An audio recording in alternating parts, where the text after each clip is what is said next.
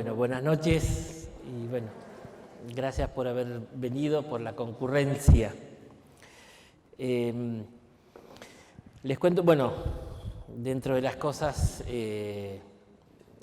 tengo casi 24 años de actividad docente como profesor de Sagrada Escritura. Me mandaron a estudiar Biblia y estuve enseñando en el seminario y en un profesorado equivalente al que está acá, de Ciencias Sagradas, durante 20 y pico años, ¿no? Y después muchos cursos o talleres así de pastoral bíblica, que es un poco como llevar también la palabra de Dios también a la gente, a las comunidades, ¿no?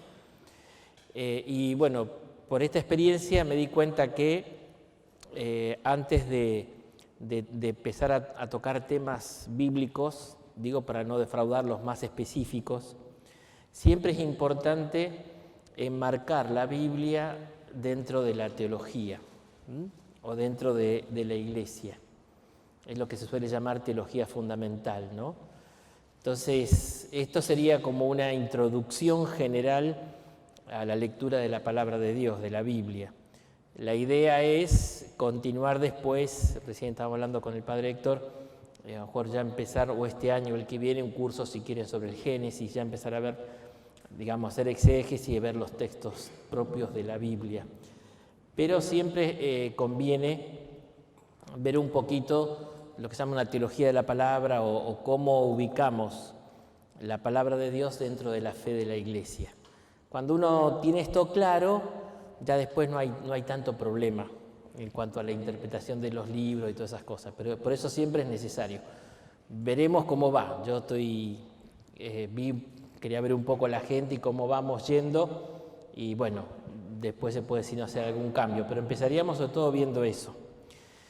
Les cuento un poco, sobre todo vamos a ver, hay dos documentos fundamentales sobre este tema. ¿Ahí va saliendo? Sí.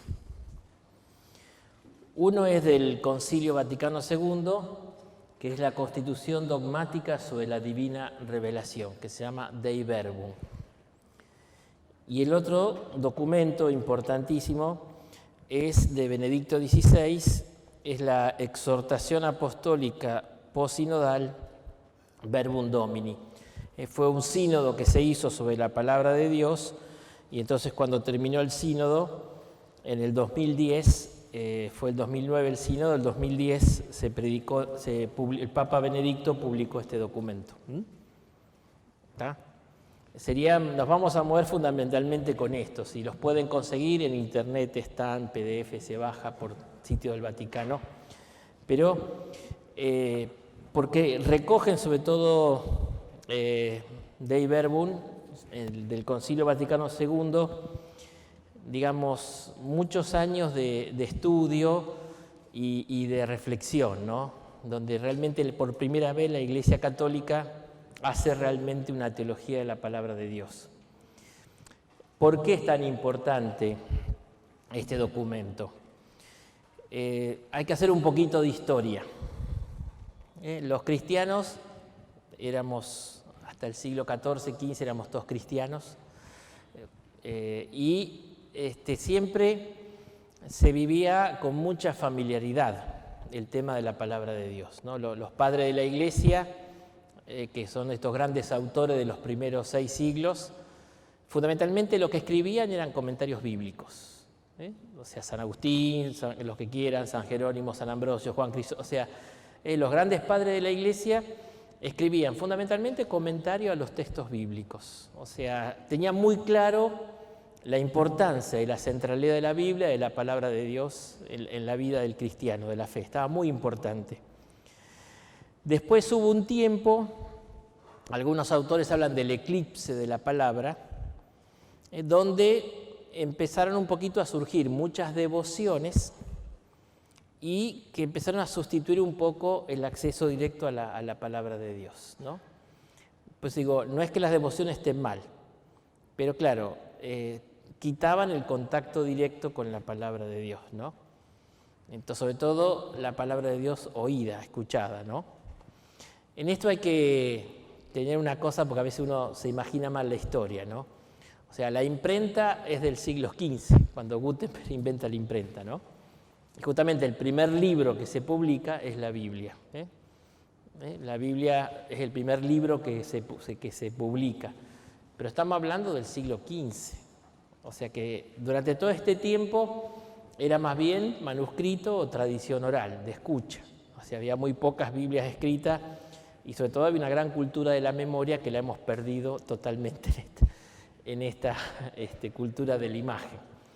Pero la gente escuchaba la palabra, meditaba y bueno, estaban los comentarios sobre la palabra de Dios. Después, bueno, empezaron las devociones, aunque si uno estudia a fondo el tema de las devociones, era sobre todo para tener un acceso también, que la gente tuviera acceso a la palabra de Dios. Por ejemplo, el rosario. Le llamaban la Biblia de los pobres. El Padre Nuestro, ¿dónde está? ¿Okay? Mateo 6. El Ave María, la primera parte es de Lucas, después se agregó la oración final. O sea, son oraciones bíblicas. Y los misterios son los misterios de la fe. Después las grandes catedrales que se ponían los vitraux, justamente porque, bueno, el 90 y pico % de la gente era analfabeta, no sabía leer ni escribir. Entonces era toda una cultura oral de la palabra, o bueno, los dibujos, los vitraux. Pero siempre, digamos, estaba eso. Pues digo, algunas devociones dejaron un poquito de lado el recurso a la palabra, ¿no? Pero el gran problema vino con lo que se llamó la Reforma Protestante, ¿no? ¿Qué pasó? Y Martín Lutero, hace poco se cumplieron 500 años y bueno, hubo una especie de reconciliación, ¿no? Era un monje agustino, piadoso, andamos con problemas de luz que se corta. Bueno, el único peligro es que se duerman, pero fuera de eso, si ronca, el de al lado lo codea, pero seguimos tranquilos, ¿eh? Le decía que claro, ese fue el problema, ¿no? Martín Lutero, el modo en que reacciona es malo. Las cosas contra las que reacciona no son cuestionables. O sea, tenía razón en muchas cosas con las cuales reaccionaba.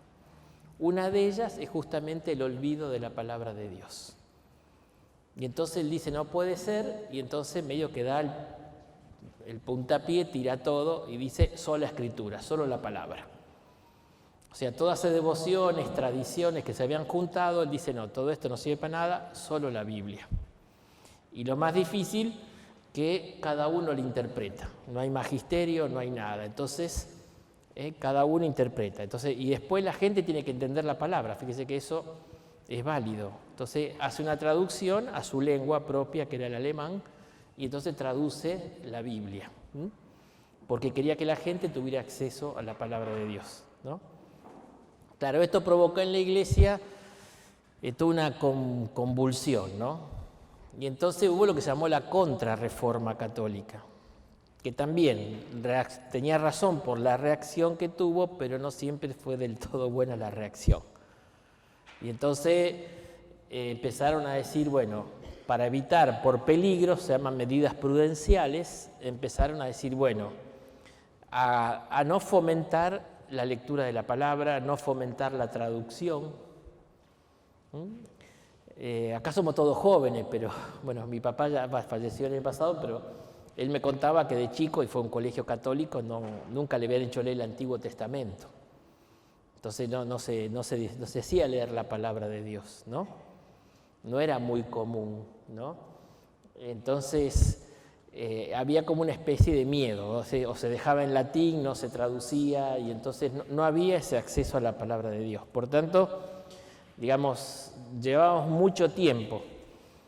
Cuando se quiere ver un poquito el tema, se hace el Concilio Vaticano I, que se terminó un poco abruptamente, no se pudo terminar, 1800 y pico, y entonces quedó ahí.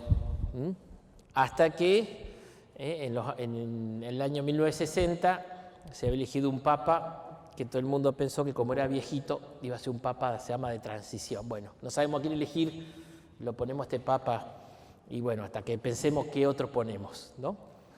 Y ahí fue que el patriarca de Venecia, Angelo Roncalli, conocido como Juan XXIII, hoy San Juan XXIII, lo hacen papa. Y del día a la noche reúne a los cardenales y les dice, facciamo un concilio en italiano, vamos a hacer un concilio.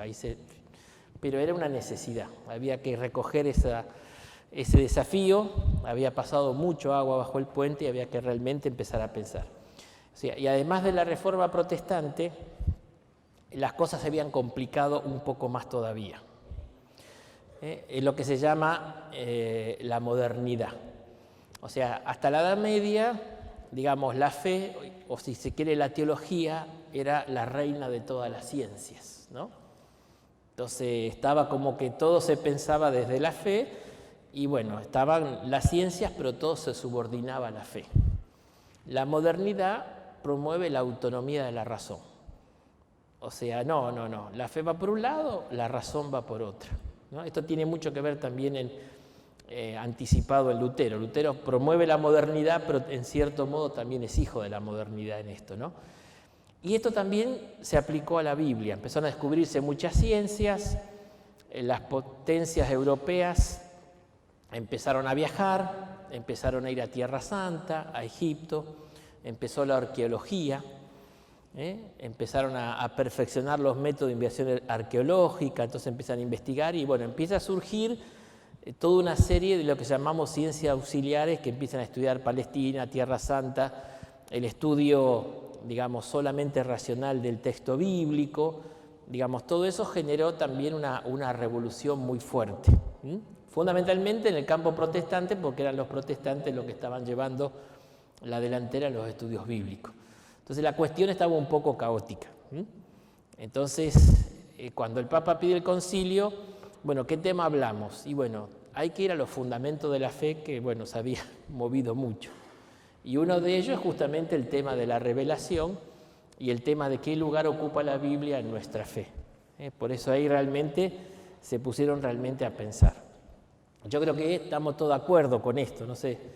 Yo tengo dos anécdotas que son un poco cómicas al respecto. Yo tengo 57 ahora, pero tendría en ese momento 18, 19 años, y mi director espiritual me había enseñado a hacer oración con la Biblia. Entonces me había ido a la parroquia, no era seminarista todavía, había ido a la parroquia, había estado rezando un ratito con la Biblia. Tenía una Biblia chiquitita, así de mano, portátil. Y entonces después estaba en un grupo que hacíamos visita a los enfermos, a los discapacitados de la parroquia. Así que después salí a visitar a un enfermo ahí de la parroquia el sábado a la tarde. Y entonces iba caminando con la Biblia en la mano y de la vereda de enfrente un hombre me dice, hermano, se me acerca, digo, sí. Dice, ¿dónde te congregas? Me dice. Le digo, acá en la parroquia del Carmen, acá a la vuelta. Me mira, ¿parroquia? Digo, sí, acá. ¿Sos católico? Y digo, sí. Y me dice, ¿y qué haces con la Biblia en la mano? Fíjese que sí. Ve que no. Es como que la Biblia era de los protestantes y nosotros teníamos la tradición y no teníamos la Biblia. Lo otro fue más cómico todavía, pues yo estaba estudiando en Roma, me acuerdo, un examen de hebreo, entonces iba asustado en el colectivo y tenía la Biblia en hebreo e iba leyendo, estaba sentado atrás en Roma. Y se me acerca otro y me dice, hermano, ¿no tendrías que ponerte el kipá para leer? El kipá es el gorrito que usan, acá me traje uno, mira, el gorrito que usan los judíos, acá, ¿sabes? Después lo cambiamos por el solideo, ¿ves? Dice, ¿no tenés que ponerte el kipá para leer? Así que si estaba las dos veces que me agarraron con la Biblia en la calle, o era protestante o era judío, nunca católico. Entonces, digamos, el tema es un poco actual, ¿no? Entonces, por primera vez, yo diría que la Iglesia se pone los pantalones largos y realmente se pregunta en serio qué lugar ocupa la palabra de Dios y cuán importante es, ¿no? Y esto es lo que trata entonces esta Constitución, que en realidad es más amplio, y esto es muy importante, ¿no? Es el concepto de revelación. En Reala Dei Verbum, los dos primeros capítulos habla de la revelación, cómo Dios se manifestó y cómo se transmite esa revelación. Y recién a partir del tercer capítulo, son 6, comienza a hablar de la Sagrada Escritura, la Biblia, que es la que contiene la revelación.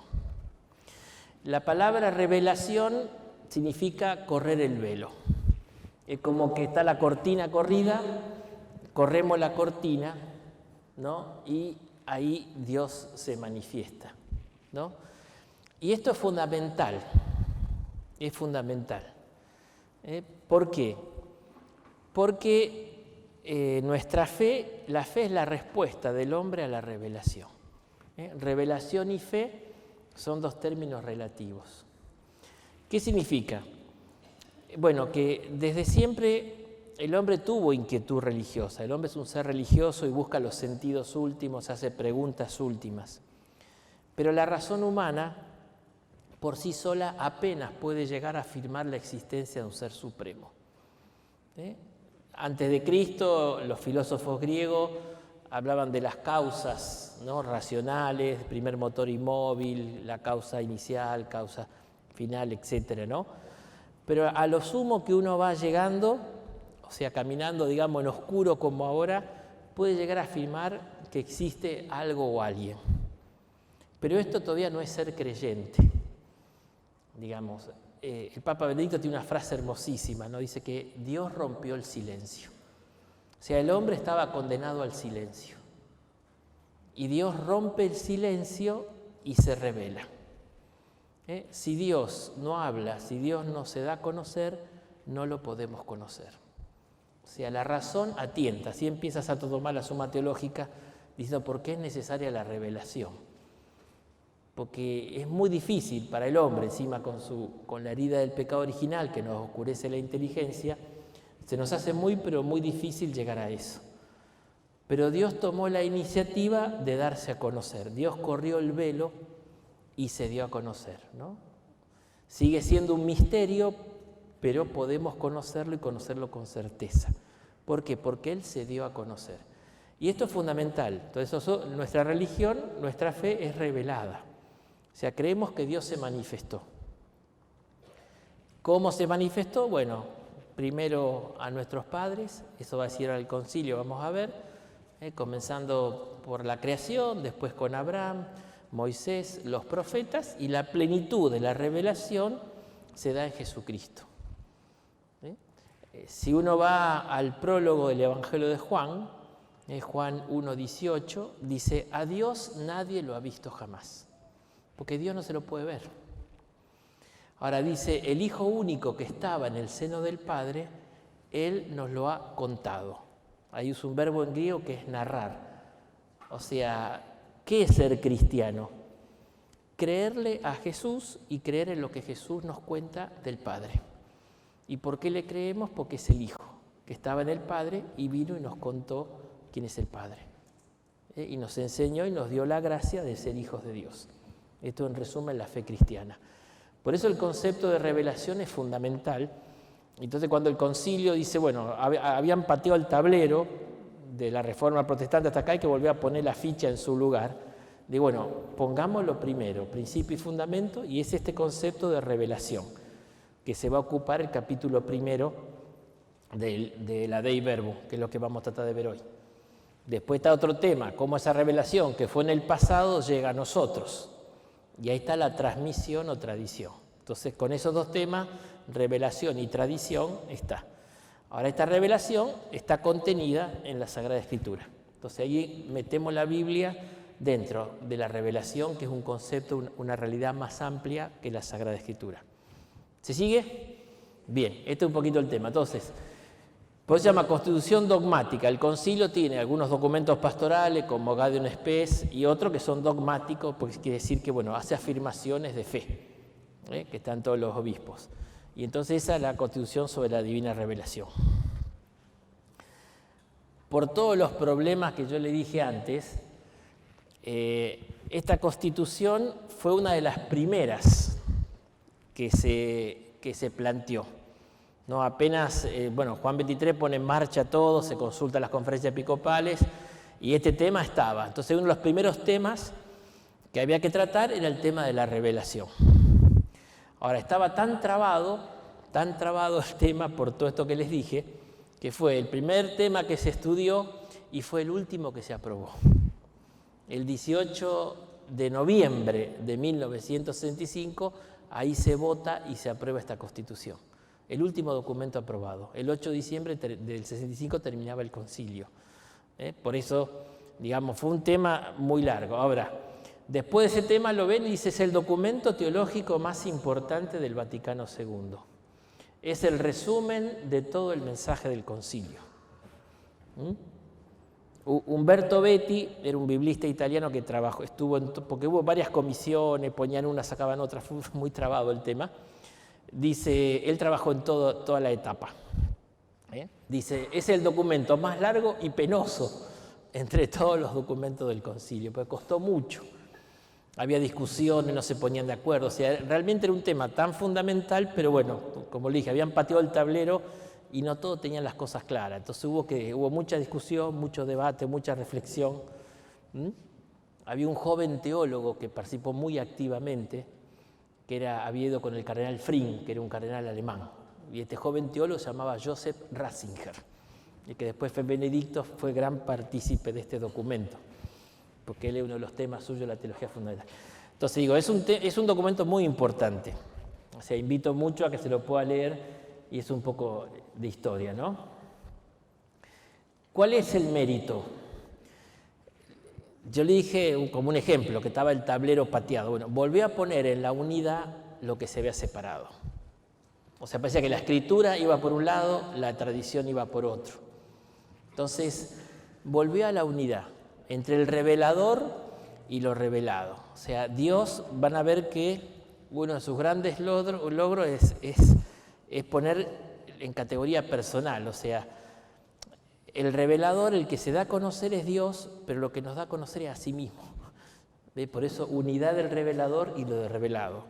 Después, el respeto a todo el Antiguo Testamento, que antes no se veía, como un paso necesario, pero reforzando la plenitud de Jesucristo del Nuevo Testamento, ¿no?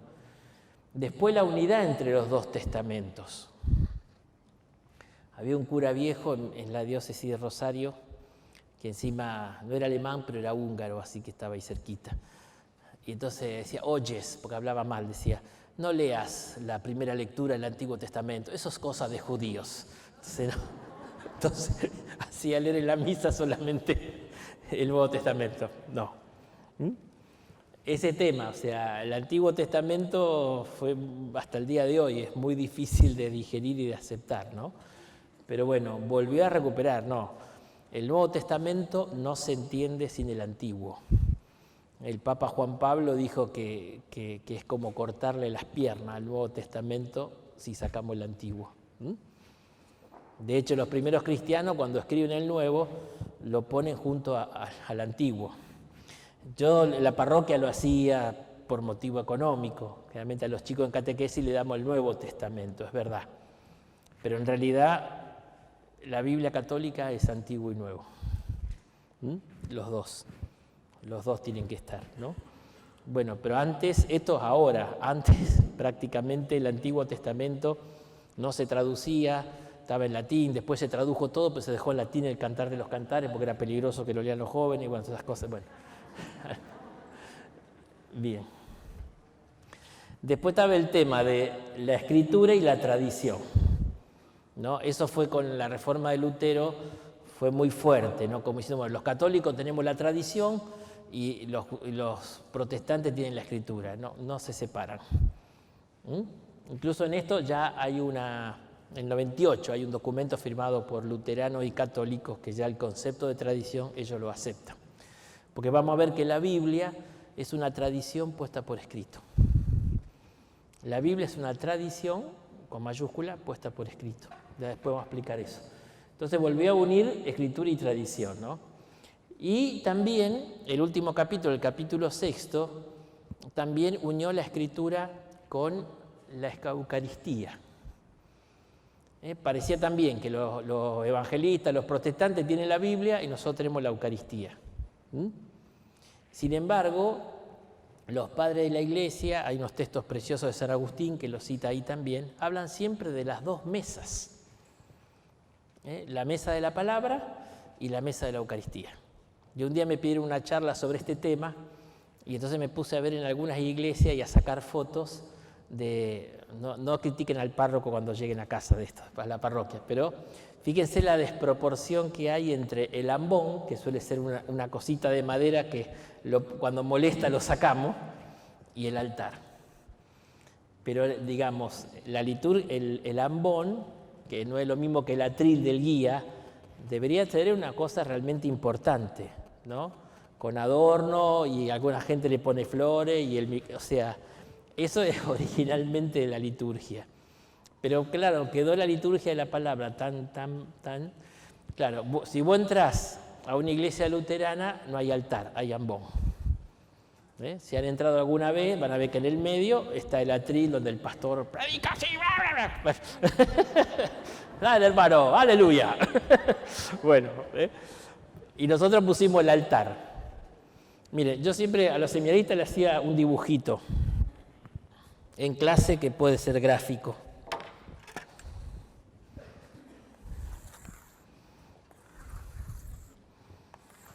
Entonces, de este lado pone la Biblia, de este lado pone la Eucaristía, acá la palabra, acá pone la tradición, etc. ¿Y cuál fue el problema? Lutero se quedó con esto. Y la Contrarreforma pareció que lo católico es esto. Y no es verdad, lo católico es todo. Entonces, nuestros templos tienen el altar, que debe ser digno, no de madera, sino bueno, todo, como el del padre que ahí bendecimos, del padre Héctor, mandamos propaganda, pero el ambón también debe ser un lugar digno porque es el altar de la palabra. Mire, San Agustín decía una cosa, uno la lee y tiembla. Dice, así como cuidamos con la Eucaristía que no caiga ninguna miga del pan de la Eucaristía, por eso fíjate como somos cuidadosos en purificar todo, dice lo mismo, debemos estar atentos para que no caiga ninguna palabra al suelo, sino que toda al oído. Eso decía San Agustín. O sea, la importancia de las dos mesas, la mesa de la palabra y la mesa de la Eucaristía. Bueno, esto lo recupera la Dei Verbum.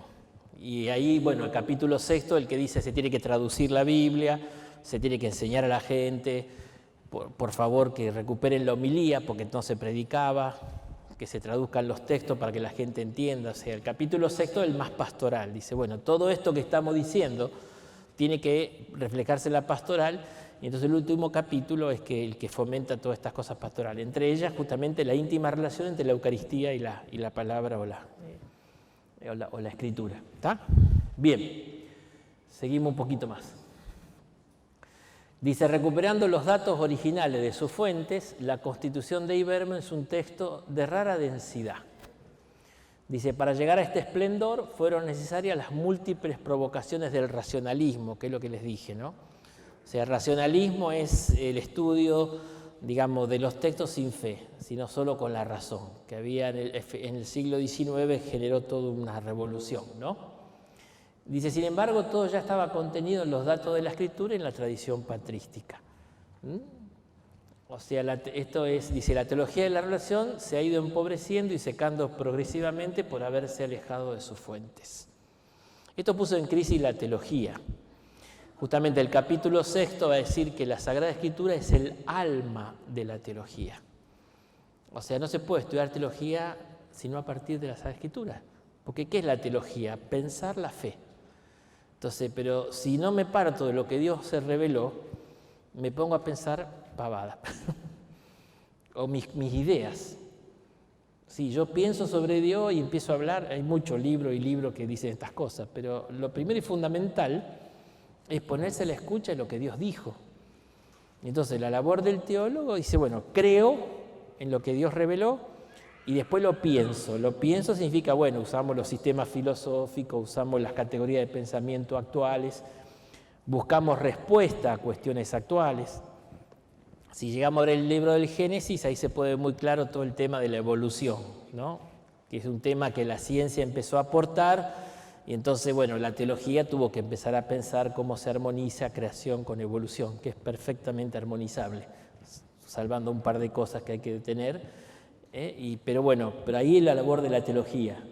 Ahora, si la teología, ¿qué pasó? Se alejó de la Escritura y se secó. Por eso era más aburrido que chupar un clavo. Era aburrida la teología porque eran puras cosas, tesis, cosas, y no estaba en la fuente viva. Esto es lo que dice un gran teólogo, René Latourel, el profesor de teología fundamental de la Gregoriana en Roma, decía eso justamente. Si se saca de la fuente, que es la Escritura, que es el alma de la teología se vuelve seca. Entonces, por eso todo esto de volver otra vez a la palabra de Dios. Que, insisto, es lo que hacían los primeros padres de la Iglesia, eran todos comentaristas de la Biblia. Bien. Alonso Jekyll, un gran biblista que participó del concilio, él dice que hay 3 cosas fundamentales que podemos resaltar en este documento. Yo con esto los invito a que después lleguen a la casa y lo bajen y se lo lean un poquito. Lamentablemente algunas traducciones están hechas muy en español antiguo, pero fuera de eso, bueno. Primero, tendencia orgánica. ¿No? Lo orgánico, vieron que el organismo es cuando todas las cosas funcionan en conjunto. Son distintas, pero todas funcionan, ¿no? Entonces decía él que se corresponde con la búsqueda de unidad que antes señalaba el padre de Libac. Dice, agregándole la relación entre obras y palabras, fe personal e intelectual, contemplación y estudio. O sea, la revelación, vamos a ver que Dios se revela como hablan los italianos, no solo con la palabra, sino con los gestos. No sé si tuvieron por Italia, bueno, mi abuelo era italiano, pero hablan con las manos.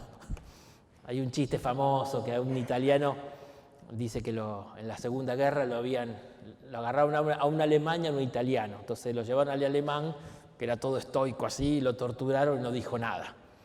Y entonces le dijo al italiano, no seas cobarde, no hables, no revelés nada. Y entonces el italiano también lo llevaron a torturar y salió, dice, vos seguro que te quebraste y hablaste. Digo, la verdad estaba por hablar, dice, pero como me habían atado en las manos no pude decir una palabra, ¿viste? Uno va por la calle y los italianos van así a hablar. Pero es verdad. Después vamos a ver este tema porque es interesante. ¿Cómo nos comunicamos nosotros? ¿Solo por palabras? No, por gestos. Hablamos con los gestos. Bueno, Dios se revela por acciones. A ver, la mayor revelación del Antiguo Testamento es el Éxodo, la liberación. Es un gesto. Después viene la palabra que explica el sentido del gesto. La mayor revelación de Dios en el Nuevo Testamento, ¿dónde está? La cruz. Ahí es la mayor expresión del amor de Dios y es un gesto. Después está la palabra, tanto amó Dios al mundo que entregó su vida.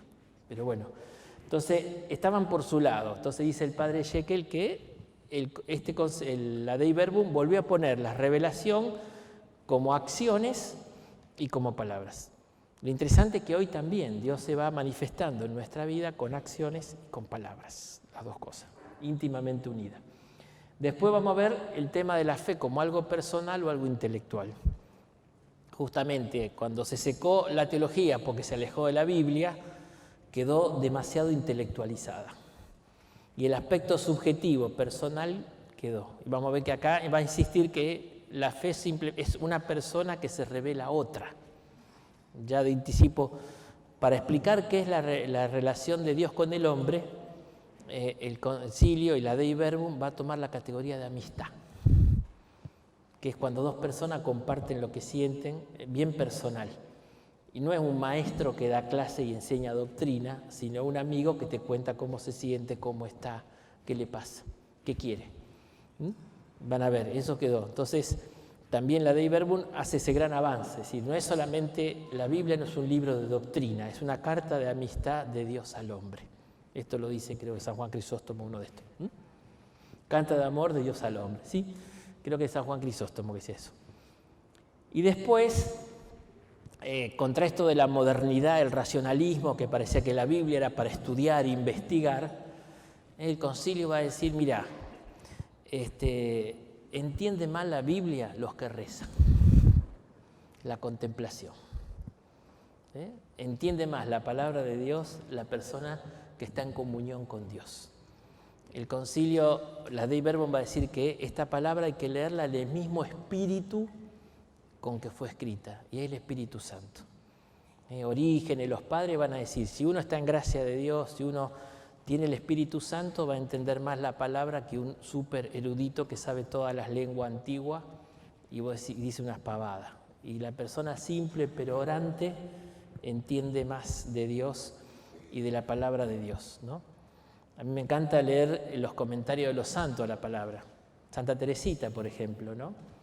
O sea, como ella es fanática de la Biblia, ella dice que hubiera gustado aprender hebreo y griego para leerla, y apenas a escondidas una hermana que entró al monasterio le entregó textos copiados a mano, porque estaba medio prohibido tener la Biblia. Y ella descubre el himno de Corintios 13, que la caridad es lo más importante, tiene una intuición, porque estaba en comunión con Dios, ¿no? Entonces el concilio va a insistir mucho que el estudio, sí, pero la contemplación también, y más. La contemplación es la que hace progresar el conocimiento de Dios a través de la palabra, ¿no? Después la cuestión histórica.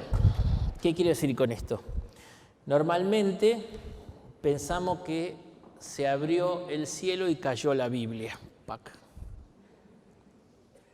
Y eso nos trae un montón de problemas, ¿no? Yo cuando daba clase a los seminaristas, después, si no esa clase que viene le hago esa broma, le agarro un texto muy difícil del Antiguo Testamento. Yo le hacía leer eso a los seminaristas y digo, ¿cómo predican de esto? Es cuando Eliseo, dice que iba subiendo Eliseo y salieron unos chicos que le decían, sube calvo, le decían pelado, sube calvo, sube calvo. Entonces dice que Eliseo los maldijo y salieron unos osos y se los comieron los chicos. Bueno, pero si lo cuento no van a dormir esta noche. Pero eso está ahí en el libro de los reyes. ¿Y cómo predica de eso? A ver, la revelación se dio en la historia. ¿Qué significa eso? Y Dios se puso a caminar con un pueblo, ¿no? Desde muy antiguo. Y entonces fue acompañando y se fue revelando de a poquito. Que en el fondo es lo que hacemos en catequesis. A un chico vos le explicás la fe de un modo, lamentablemente cuando tenemos la respuesta para adultos, los adultos no vienen más a la iglesia, pero hay respuesta, pero a un chico no le puedo responder eso, sino que hay todo un proceso. Y entonces Dios ha hecho lo mismo, empezó a caminar con la humanidad y se fue revelando en la historia. ¿Qué es la Biblia? Es la experiencia, el Antiguo Testamento, la experiencia que tuvo un pueblo de su caminar con Dios en la historia, ¿no? Entonces, se me cayó el reloj. ¿Estamos bien de tiempo? Bueno, el caminar de Dios en la historia, ¿no? Entonces vamos a ir viendo que Abraham sale y tiene que recorrer, que tiene una promesa de una descendencia, pero no tiene donde caerse muerto. En realidad compró 1 por 2 y enterró a la esposa y después él ahí no tenía tierra, pero era ser padre de un gran pueblo. Bueno, tener la tierra, conquistarla, ¿no? Después perderla por el pecado, ir al exilio, todo el tema de la oscuridad, volver. Y, o sea, es un pueblo que vivió toda su historia con Dios. Y es una historia de pecado, de reconciliación, de gozo y alegría, de sufrimiento, de castigo, de perdón. Es eso. Y toda esa experiencia de su caminar con Dios como pueblo se pone ahí. Se pone ahí. Por eso me encanta, no le hago propaganda a la traducción argentina, pero me encanta, porque a veces dice, ¿quién escribió la Biblia? Entonces acá, ¿cómo se llama? El libro del pueblo de Dios. Está muy bien puesto el nombre. Es el libro del pueblo de Dios. Y esa historia, bueno, llega a su plenitud de la promesa con Jesucristo. Y bueno, los primeros cristianos cuentan su experiencia de Jesús. Pasó entre nosotros haciendo el bien, su resurrección y cómo sigue presente por medio del Espíritu Santo y de hecho los apóstoles, la historia de la iglesia, San Pablo, cómo el Señor sigue obrando en las comunidades. Así que, digamos, esa es la experiencia. Por eso la revelación se dio en la historia. Esto es muy importante porque significa que es progresiva. Y me enseña, ya lo veremos que es una de las cosas más importantes en las consecuencias para la lectura, me enseña también a leer mi vida en esta clave. O sea, mi fe tengo que incorporarla con mi historia. Tengo que descubrir la presencia de Jesús presente en mi vida y en mi historia. No es por fuera de, es dentro de. Pero bueno, a veces es oscura cuando vienen cosas negativas y bueno, todo ese tema, ¿no? Pero, insisto, la palabra camina con uno, es para eso, se vuelve luminosa en la vida de la persona el caminar. Y esto lo recupera con el concepto de que es historia, ¿no? Y tiene un estilo histórico. Se enojó, espérate. Ahí está.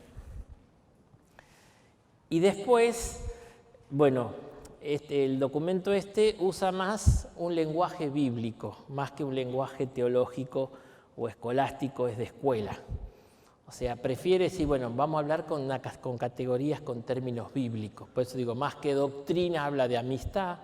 Van a ver, cuando uno lo lee, va a ver que está incorporando mucho. Entonces, tiene una tendencia orgánica, o sea, que une todo, incorpora la cuestión historia, porque la revelación se da en la historia, y también utiliza también el mismo lenguaje bíblico, utiliza la palabra de Dios para hablar. Bien.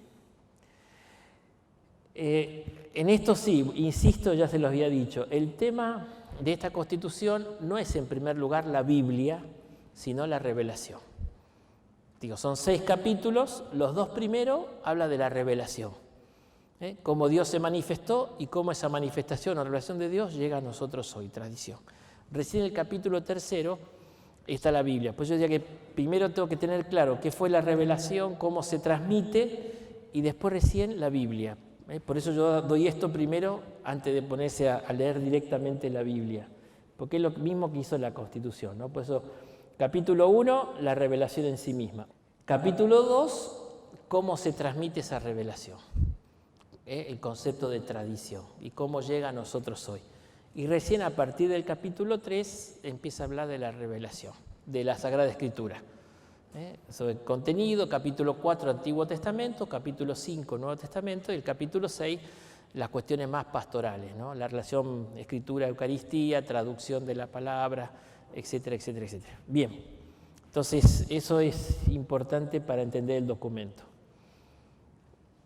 Y el Papa Benedicto, cuando se hizo un sínodo, fue interesante porque se hizo este sínodo de la palabra y bueno, después de un sínodo, que es una reunión de obispos para estudiar un tema, el Papa siempre escribe un documento y Benedicto confiesa que le costó mucho escribirlo porque dijo que la verdad, todo lo que había que decir ya lo dijo Dei Verbum. O sea, no había mucho más. Lo que hace lo estructura de modo distinto, agrega algunas cosas, pero en el fondo dice, miren, Dei Verbum sigue siendo vigente y sigue siendo el texto fundamental. El sínodo llegó a eso. Lo que ayudó el sínodo fue realmente a tomar conciencia. Yo tengo un obispo amigo que fue al sínodo y cuando yo leía las cosas que se iban diciendo en el sínodo me agarraba la cabeza porque algunos que fueron ahí decían cada barbaridad. Entonces le pregunté, dice, ¿es que muchos se han olvidado o no han leído la Dei Verbum? Por eso hacía falta un sínodo. O sea, se quedaron con los preconciliar, porque si no las barbaridades que podían decir cuando opinaban. Entonces el sínodo ayudó sobre todo a recuperar la Constitución Dei Verbum y a actualizarla y a ofrecerla, y bueno, la presentó con un nuevo lenguaje, ¿no? Ahí decía el Papa Benedicto, de todo es conocida el gran impulso que la Constitución dogmática Dei Verbum ha dado a la revalorización de la palabra de Dios en la vida de la Iglesia, a la reflexión teológica sobre la divina revelación y al estudio de la Sagrada Escritura. En los últimos 40 años, el magisterio eclesial se ha pronunciado en muchas ocasiones sobre estas materias. Con la celebración de este sínodo, la Iglesia, consciente de la continuidad de su propio camino bajo la guía del Espíritu Santo, se ha sentido llamada a profundizar nuevamente sobre el tema de la palabra divina, ya sea para verificar la puesta en práctica de las indicaciones conciliares, eso fue lo más importante, si nos olvidamos de poner en práctica, como para hacer frente a nuevos desafíos que la actualidad plantea a los creyentes en Cristo. Yo lo que en este PowerPoint, sobre todo les presento lo que dice Dei Verbum y le agrego las novedades, si se quiere, que aporta Verbum Domini. O sea, hago una conjunción entre los dos documentos. Bien, seguimos. A ver. Entonces, esto es muy importante. Ustedes saben que este joven teólogo, Joseph Ratzinger, que estuvo ahí, cuando termina el concilio escribió unos artículos sobre todo lo que había pasado, ¿no? Y él se lamentaba. Dice, lástima que salió a lo último, la Dei Verbum, dice, porque la idea cuando empezó el concilio es que tendría que ser un documento tan importante como fue la Lumen Gentium, que es el otro documento fuerte del concilio, ¿no? Dice, se había pensado que los dos, ¿no? Lumen Gentium y Dei Verbum sean los dos documentos que articulen todo el concilio. Lumen Gentium salió rápido y hubo que esperar hasta el final, y entonces, pero ahora que lo leemos tenemos que volver a decir, ¿no? ¿Por qué? Porque hizo una nueva actitud de iglesia. Fundamentalmente, la iglesia es la que escucha la palabra de Dios. A veces parece que la iglesia o el magisterio inventa las cosas y las dice, pero lo primero que hace la iglesia es ponerse siempre a la escucha de lo que Dios dice. Cuando el Papa Francisco habla mucho ahora de la actitud sinodal, ¿qué dice? Para hacer una actitud sinodal lo primero es ponerse a la escucha. O sea, lo primero y fundamental, ¿no? Y esto es profundamente bíblico. ¿Cuál es el primer mandamiento? Amar a Dios también. Pero en el libro del Deuteronomio, cuando a Jesús le preguntan cuál es el mandamiento más importante, ¿qué dice Jesús? ¿Amarás? Amarás al Señor tu Dios con todo tu corazón, con toda tu alma, con todo tu espíritu. ¿Y el segundo mandamiento? Al prójimo como a ti mismo. Y antes no dice otra cosa. Exactamente. Y es tan imperativo. Cuando le preguntan cuál es el primer mandamiento, dice, escucha Israel. Primero escuchar. Segundo, amarás al Señor tu Dios con todo tu corazón. Eso que se llama el Shema, que los judíos lo rezan todas las tardes, especialmente el viernes cuando empieza el Shabbat. Lo canta la mujer en la casa. Que justamente el Shema es el imperativo del verbo llamar, en hebreo que es escuchar. Shema Israel, escucha Israel. O sea, eso es lo primero que Dios pide que lo escuchemos. ¿Por qué? Porque Él habló. No se usa la expresión, hablo yo, paso un carro, viste que decimos que nadie escucha, cuando nadie te escucha en casa. Dejá de ver el partido y escuchame. Escena de la vida conyugal. Pero el tema es ese. Bueno, con Dios pasa lo mismo. El Papa acá en Verbum Domini va a decir que la esencia del pecado en la Biblia es no escuchar. La sordera, corazón duro. Pero el pecado empieza cuando el hombre no escucha a Dios. Entonces escucha su egoísmo, escucha al mundo. O sea, la escucha es la actitud fundamental del hombre en la Biblia. Hay un libro de un teólogo que es oyente de la palabra. Esa es la definición del creyente. Es alguien que se pone a la escucha de la palabra de Dios. Y esa es la iglesia. La iglesia, primero y fundamentalmente, es oyente de la palabra. Y el concilio empezó con eso. Dice, ¿cuál es la actitud del concilio frente a la palabra de Dios? Dice, la escucha con devoción y la proclama con valentía. Si la iglesia, Jesús la funda para predicar, antes de predicar tiene que escuchar. Y escuchar la palabra de Dios. Si no escucho la palabra de Dios, predico mis propias ideas, que pueden ser muy lindas, pero no son la palabra de Dios. No son la palabra de Dios. Por eso cambió la actitud. Parecía que la iglesia era la iglesia docente que enseña. Sí, pero antes de enseñar, escucha. Entonces el concilio fue esta invitación a que toda la iglesia se ponga a la escucha de la palabra. Y es una actitud de vida, no de un concilio, de vida. Del creyente y de todos como iglesia, estar siempre a la escucha de la palabra de Dios. En el número 1 dice esto. Y el número 10 va a decir, la escucha devotamente, la custodia celosamente y la explica fielmente. O sea, la iglesia es la que escucha la palabra, es la que custodia la palabra y es la que explica o predica la palabra. Entonces esta era la actitud fundamental que querían que el concilio, que la iglesia tenga siempre, una iglesia que escucha la palabra, ¿no? Claro, antes se ponía a enseñar todo, pero primero hay que hacer esto es fundamental. No es que no se viviera, pero por ahí se había perdido un poquito, ¿no? ¿Y esto de dónde se sacó? Y del prólogo de la primera carta de Juan, que después lo va a tomar también el Papa Benedicto en Verbum Domini, ¿no? Dice, lo que existía desde el principio, lo que hemos oído, lo que hemos visto con los ojos, lo que hemos contemplado, lo que hemos tocado con nuestras manos acerca de la palabra de vida, es lo que anunciamos. Es lo que anunciamos. O sea, primero tenemos que escuchar la palabra, tenemos que experimentar. Fíjate que están casi todos los sentidos: el oído, la vista, la contemplación, el tacto, lo que hemos tocado. O sea, lo que hemos hecho, la experiencia de Dios que hemos tenido, es lo que transmitimos. Si no, no decimos nada serio.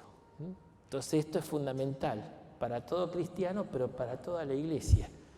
Y por eso, en la primera carta de Juan, va a decir, miren, voy a transmitir la experiencia que hemos tenido de Jesús. Por eso dice, porque la vida se hizo visible, ¿no? Como dice el prólogo del Evangelio, era invisible y se hizo visible en Jesús, la vida, ¿no? Fíjese cómo une la palabra con la vida. La palabra y la vida. Nosotros la vimos y somos testigos y les anunciamos la vida eterna que existía contra el Padre y se nos ha manifestado. Esto es.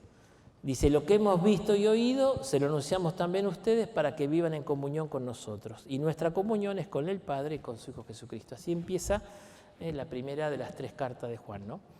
Que está ahí. Por eso, y es un poco lo que inspiró al concilio. Dice, bueno, tenemos que tener la misma actitud que dice acá Juan en su primera carta. O sea, hay que ponerse a la escucha de la palabra. Esta palabra que ilumina nuestra vida, esta palabra que es vida, que nos enseña, que nos ayuda a vivir, que da sentido a nuestra vida. Y bueno, esto es lo que anunciamos. Si no, son discursos que nadie escucha y a nadie le interesa.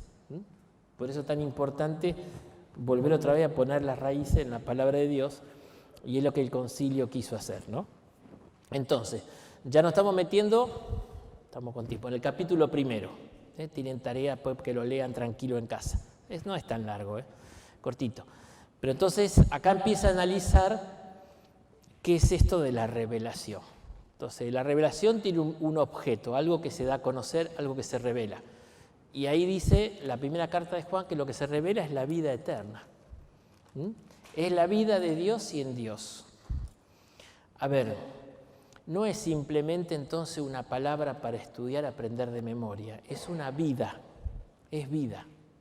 En la Biblia la palabra de Dios se presenta como alimento, no solo de pan vive el hombre, sino de toda palabra que nace.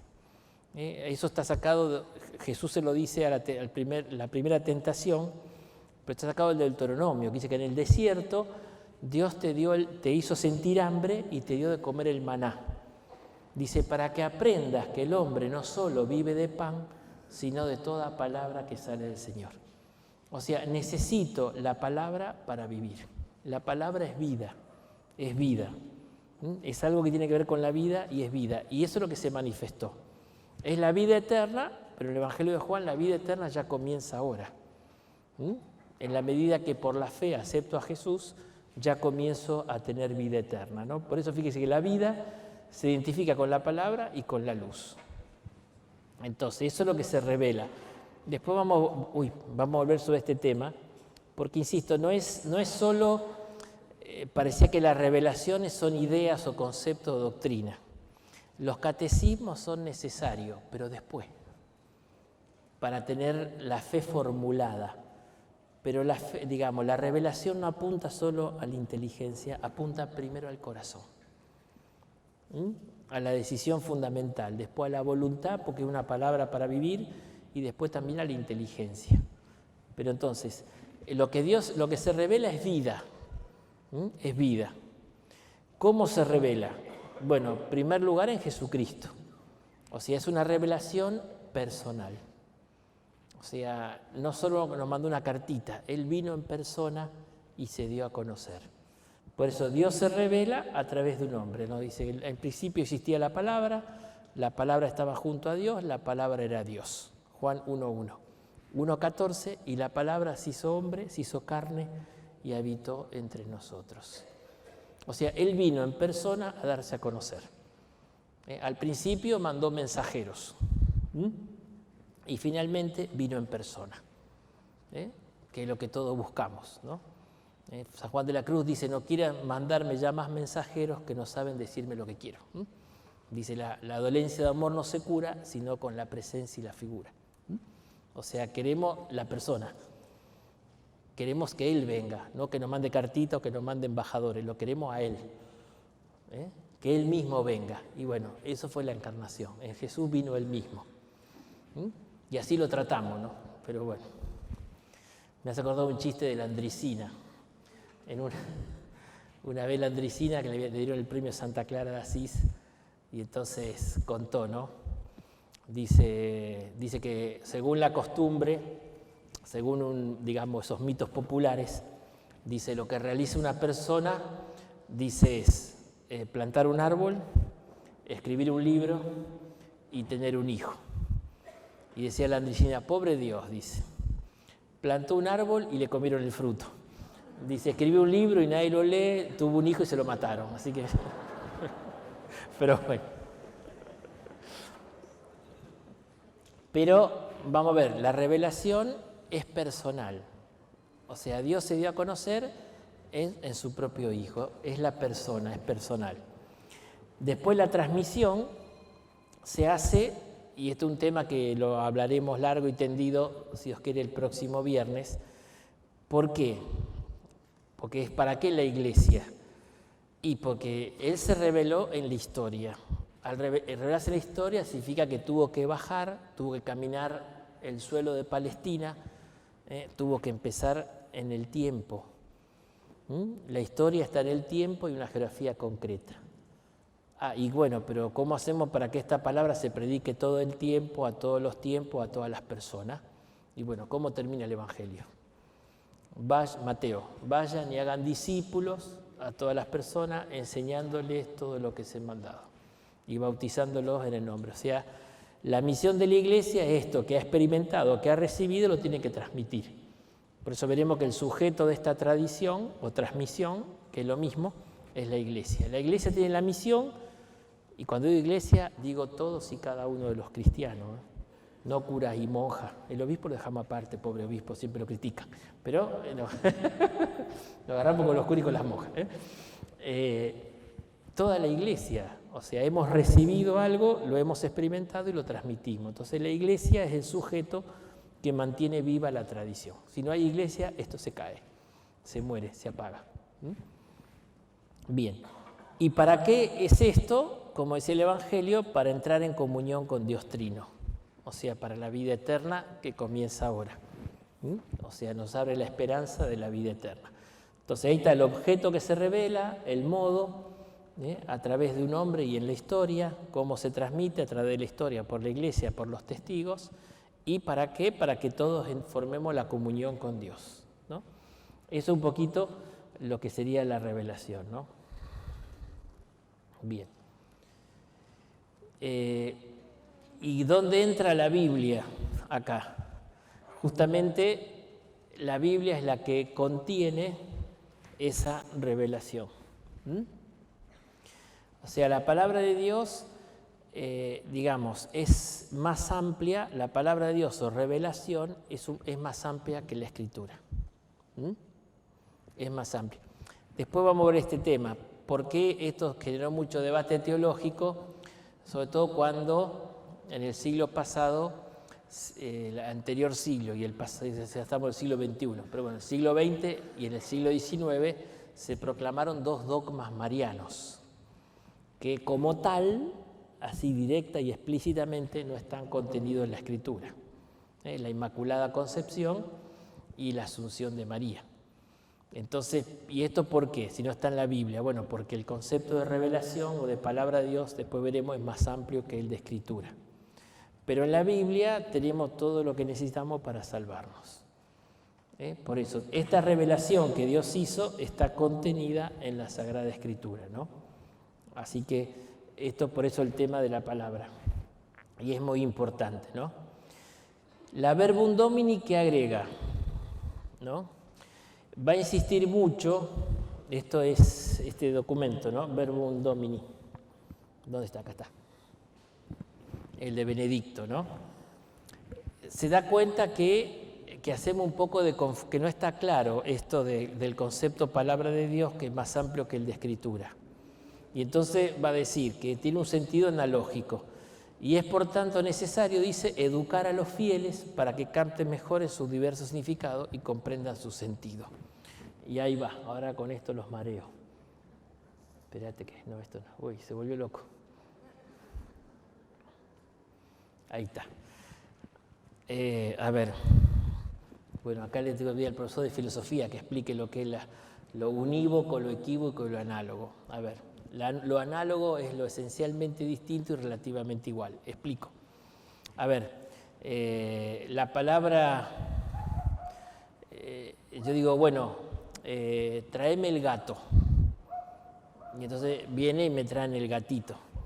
No, yo quería el gato para cambiar la rueda del auto. Ve que una misma palabra se usa para dos realidades distintas. Ahora, esos son términos equívocos. Ahora, lo análogo es un término que se usa principalmente para algo que se llama analogado principal y después se va derivando y se aplica proporcionalmente a otras realidades, ¿no? Y la palabra de Dios es eso. Por eso ahí Verbum Domini explica, bueno, qué alcance tiene esta palabra, este término palabra de Dios. En primer lugar, la palabra de Dios es de Juan 1:1. Es el Verbo eterno, es Jesucristo, pero la palabra que estaba en Dios. Ahí se usa, ¿no? Que es la segunda persona de la Santísima Trinidad, que es la palabra en Dios, ¿no? Después esa palabra, Juan 1:14, se hizo carne. Entonces esa palabra que es eterna y absoluta se hizo hombre, en la historia, en Palestina, en un lugar concreto, ¿no? Entonces Jesús es palabra de Dios, pero ya con los condicionamientos propios del tiempo y de la historia. La creación también, después vamos a ver, es palabra de Dios. Dios nos habla a través de la creación, eso es verdad, también. Y después, las acciones de Dios en la historia que habló por los profetas son palabra de Dios, ¿no? O sea que Dios habló por los profetas, cuando el profeta hablaba era la palabra de Dios, ¿no? También se aplica eso. Y en quinto lugar, palabra de Dios es la Sagrada Escritura, Antiguo y Nuevo Testamento, en cuanto que está inspirada por el Espíritu Santo. Ahora después le voy a decir por qué es importante esto. ¿Quedó más o menos ahí? O sea, palabra de Dios en sentido absoluto, perfecto, el Verbo eterno de Dios, la Santísima Trinidad. Después el Verbo se hizo carne, pero al hacerse carne adquiere el tiempo. Voy explicando. Claro, la palabra de Dios es sentido perfecto y absoluto. Ahora, Jesús al hacerse hombre asumió un lenguaje, asumió una cultura. Ya no dejó de ser universal, como es el Verbo eterno. Asumió un tiempo, una historia, una cultura, y eso lo limitó. Y después, la creación también es palabra de Dios, pero también es limitada, hay que saber leerla. La palabra de los profetas siempre están, los profetas son los que, no son los que hablan al futuro. Cuando hagamos un curso de profeta esto va a quedar claro. El profeta es el que te hace interpretar una situación histórica. La dificultad que tenemos es, bueno, cuando Amós le hablaba al pueblo, le estaba diciendo lo que pasaba en ese momento. Ahora, ¿cómo hago para que lo que Amós le decía en ese momento sea también actual hoy? Pero las situaciones son distintas. Y entonces, para entender lo que Amós quería decir, hay que estudiar la situación histórica, siglo VIII a.C., el Reino del Norte, qué pasaba ahí para que Amós dijera estas cosas, que no son las mismas de ahora. Entonces, el profeta actualiza la palabra eterna de Dios para un momento histórico concreto. Entonces, pero ahí se limita. Bueno, esto otra cosa. Bien, entonces, ahora se cierro esto que es importante la analogía, lo vamos a ir viendo. ¿Por qué? Porque es importante, digamos, la interpretación del texto. En el fondo, a ver, estamos yendo en contra del fundamentalismo. Explico. Seguramente alguna vez algún testigo de Jehová le tocó el timbre. Entonces ellos no quieren honrar la bandera porque Isaías dice no levantará las banderas. No quieren las transfusiones de sangre. Hasta el día de hoy hay un problema tremendo jurídico porque ellos se niegan a transfusión. El médico tiene que hacer, si no lo hace el médico se come un juicio por no hacerlo, si lo hace se come un juicio por hacerlo. ¿Pero por qué? Porque hay un texto del Antiguo Testamento que dice en la sangre está la vida, entonces no se puede usar la sangre. Ahora, claro, los conocimientos médicos del Antiguo Testamento no son los de hoy. Hoy se sabe que la sangre también es un órgano y bueno, y todo lo que tiene, pero que no está la vida ahí, el alma es otra cosa. Entonces, el fundamentalismo piensa que cada coma, cada palabra es absoluta. Nosotros decimos, no, hay que ubicarla en el contexto histórico en que fue dicha. No la puedo traer sin ningún cambio a hoy. Digamos, está dicha en otro contexto y entonces hay cosas que permanecen y cosas que no, que son propias de la cultura. Si vemos el tema del Génesis, la creación, entonces todavía hay gente que tiene que decir, no, la Biblia dice que fue en 7 días y que entonces hay que aceptar eso. Y no, la visión del mundo es la del siglo V a.C. y eso no tiene valor científico. Y eso lo decía Juan Pablo II en las catequesis. ¿Pero qué nos dice? Que el hombre fue creado por Dios. Eso sí, ¿ve? Eso se mantiene. Ahora, en el siglo V, para hablar de la creación, usaron la imagen del mundo que ellos tenían. Entonces, y lo mismo por eso decía la evolución. Hoy la ciencia es una hipótesis avanzada de que el mundo hay evolución. Pero bueno, ¿cómo se contrapone eso con la creación? Porque en el siglo V a.C. no tenían ni idea de la evolución. Esto sobre todo es muy complicado en el sur de Estados Unidos, ¿no? Ahí están los bautistas, que son muy fundamentalistas. Entonces, insisto, incluso ahí, en los colegios del sur de Estados Unidos, se enseña la creación y la evolución, las dos cosas, porque los bautistas se impusieron. Entonces, se imaginan, para los chicos era un problema. Entonces un chico tenía ese problema.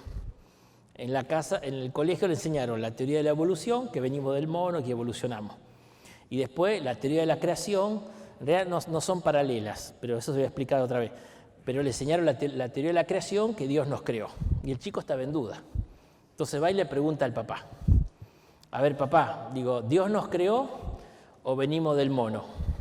Y el papá, que era un tipo progre, dijo, no, por favor, querido, la evolución del mono, venimos para acá, todas esas cosas. Bueno, le va a preguntar a la mamá, que era una mujer piadosa. Entonces, mami dice, ¿Dios nos creó o venimos del mono? No, querido, Dios nos creó, le explicó todo, Y entonces dice, ¿y por qué dice papi dice que venimos del mono? Dice, no, esa es la familia de él.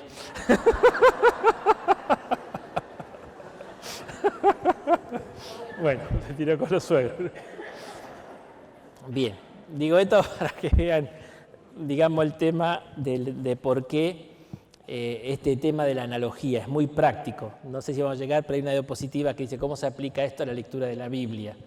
O sea, cuando yo tengo un texto, tengo que ver el contexto y también histórico en que fue dicho. O sea, la plenitud es en Jesús. Entonces sí, todo lo que dice Jesús se puede aplicar. Aún así, algunas palabras de Jesús hay que interpretarlas porque tiene un estilo propio del semita que usa mucho las hipérboles. Si tu ojo ocasión de pecado, arráncatelo, si tu mano, estaríamos todos mancos y con... Bueno, son comparaciones, que es muy típica. Entonces quiere decir que, bueno, que tengo que ser muy firme con el pecado. Entonces ve que todo hay que interpretarlo. No se lo puede tomar en sentido absoluto. Y entonces el problema que tenemos los testigos de Jehová, esta gente que te toma al pie de la letra cada una de las cosas. No se pueden tomar así, sobre todo el Antiguo Testamento, que ver en qué época se dijo, qué contexto hay, sabiendo que, bueno, no es todavía la plenitud de la revelación que se da en Jesús. ¿Está? Bien. Entonces, vamos cerrando entonces el capítulo primero. Va a responder a las siguientes preguntas, ustedes pueden buscar en el texto la respuesta. ¿Qué es la revelación y quién se reveló? Eso es muy importante. No es qué se reveló, sino quién se reveló. Una cosa es que un profesor de historia me hable de la historia, un profesor de biología me hable de biología, pero no me habla de él. ¿Mm? Acá la revelación es Dios habla de Él mismo, no de algo distinto de Él, en primer lugar. ¿Tá? Entonces, la revelación es algo personal, es como yo me siento a tomar mate con un amigo, nos ponemos a charlar y nos vamos conociendo y hablamos de lo nuestro, no de lo que pasa, de la política, no, de lo nuestro. Eso es la revelación. Se llama autorrevelación. Dios se dio a conocer a sí mismo. Y eso lo sabemos. Si alguien no se abre, no lo puedo conocer. Eso de experiencia humana. ¿Cómo cuesta conocer a las personas? Hasta que si no se revelan, si no se dan a conocer. Y las personas nos damos a conocer cuando actuamos y cuando hablamos. Entonces, ¿qué es la revelación? Dios actuó y habló. Y ahí lo pudimos conocer. ¿Tá? Segunda pregunta. El número 2 de Dei Verbum va a explicar qué es la revelación y quién se reveló. Los números 3 y 4 nos va a decir cómo se reveló. Ahí va a hablar que, bueno, que empezó con Abraham y llegó después a la plenitud con Jesús. El número 5 habla de la fe. Pues ya que la fe está directamente conectada con la revelación. Dice, a Dios que se ha revelado hay que prestarle la obediencia de la fe. Entonces, ahí está la revelación, la fe. El concepto de fe está intrínsecamente relacionado, se dice que son términos relativos. Si algo se reveló, es la fe. Entonces, ¿a quién le creemos? ¿En qué creemos? ¿Cómo le creemos? Ese es el tema. Ahí está la cuestión de la fe. Es chiquitito así, el párrafo es chiquito, ¿no? Pero bueno, es lo que dice el número 5. Y el número 6, sí. ¿Qué nos reveló? ¿Qué nos dio a conocer? ¿No? Entonces habla que Dios se dio a conocer y nos dio a conocer el designio salvífico, el misterio de su voluntad, lo que Él quiere para el hombre, etc. Pero primero se dio a conocer a sí mismo y después nos dijo qué es lo que Él quiere. Y ahí está entonces el número 6. Esto es, digamos, son los números del capítulo. El primero es la introducción, el número 1. Entonces el número 2 nos dice qué es la revelación, el número 3 y 4 cómo se dio esa revelación, el número 5, cómo tenemos que reaccionar nosotros a la revelación, que es con la fe, y el número 6 sí nos dice cuál es el contenido de esa revelación. Así que son dos paginitas que tienen que leer para la próxima semana. Entonces, lo primero, ahí está el texto, mira, el número 2:1 dice, quiso Dios en su bondad y sabiduría, revelarse a sí mismo y dar a conocer el misterio de su voluntad, mediante el cual los hombres, por medio de Cristo, Verbo encarnado, tienen acceso al Padre en el Espíritu Santo y se hacen partícipe de la naturaleza divina. Esto dice el texto directo, ¿no? Y el número 2 dice así, por esta revelación, Dios que es invisible, movido por su gran amor, habla a los hombres como amigos, y trata con ellos para invitarlos y recibirlos a la comunión. Ahí está el número 1, quién se reveló y cómo se reveló. Ahí está el tema, ¿no? Se dio a conocer a sí mismo.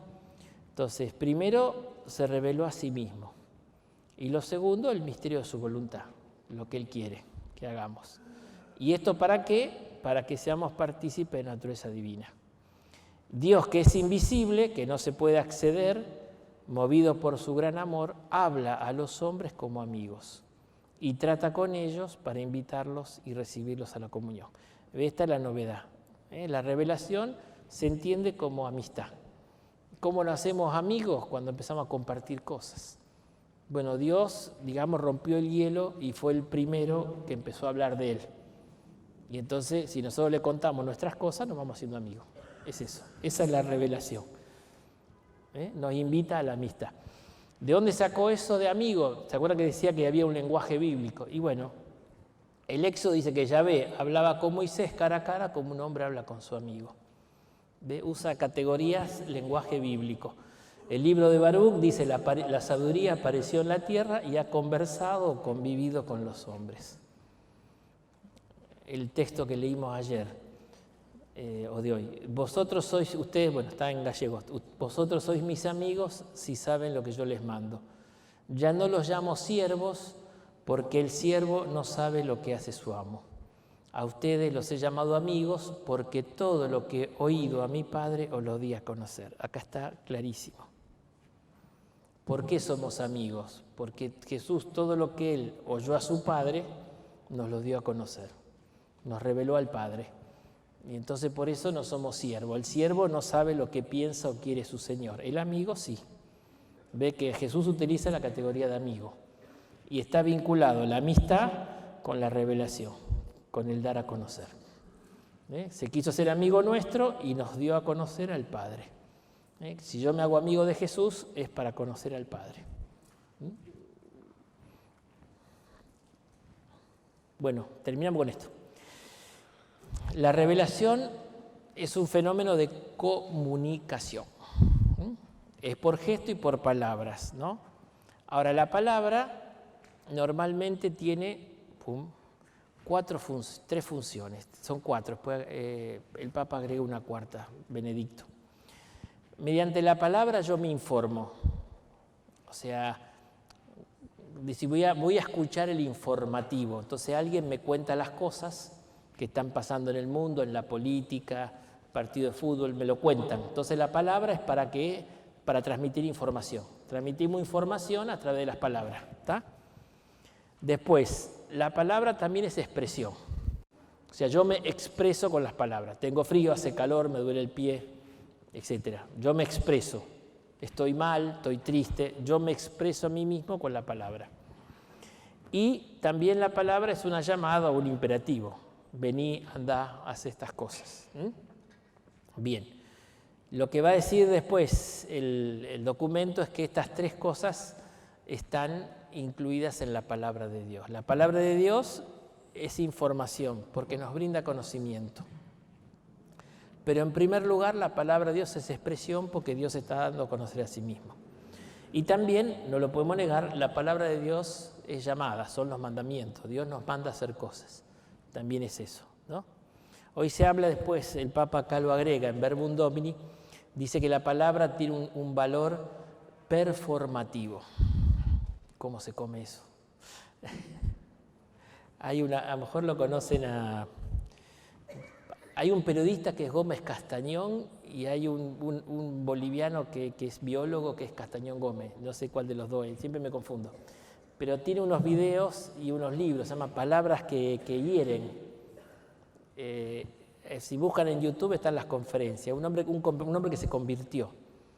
Y entonces es que investiga los milagros eucarísticos, incluso estuvo en Buenos Aires investigando el milagro eucarístico este hombre. Y él tiene un libro y unas charlas que dice él demuestra cómo las palabras hacen mapeos cerebrales y ve que una persona que fue agredida verbalmente, eso se le fija adentro. En el fondo quiere decir que la palabra, ojo, parece que no es nada, pero puede hacer mucho bien o puede hacer mucho mal. Eso se llama performativo, o sea, me forma. O sea, yo a una persona la puedo destruir con una palabra y a una persona la puedo recomponer con una palabra. O sea, la palabra no es tan inocua, no es tan, digamos, flatus vocis antiguo, no es solamente aire. O sea, tiene un peso. Entonces también, esto lo dice hoy la lingüística, ¿no? Entonces también la palabra de Dios me puede hacer poner en pie, me levanta, o también es como espada que me toca y me hiere también, ¿no? Entonces, también esa función performativa de la palabra también está. Entonces, estas cuatro funciones de la palabra también están en la palabra de Dios. Y bueno, me pasé un par de minutos, pero son las 9. Cortamos ahora, no sé los... Bueno, ¿alguno se durmió? Levante la mano el que se durmió. Bueno. Seguimos. Bueno, si les parece, entonces están, le insisto, Dei Verbum y Verbum Domini. O sea, la Constitución sobre la Revelación del Concilio, vamos a ir explicando un poquito esto y cómo la actualiza. Entonces, va a ver un poquito, seguimos el viernes que viene con el concepto de revelación, después la tradición, qué es esto de tradición, cómo se transmite. Y después vemos Antiguo Testamento, Nuevo Testamento y la parte pastoral. Listo.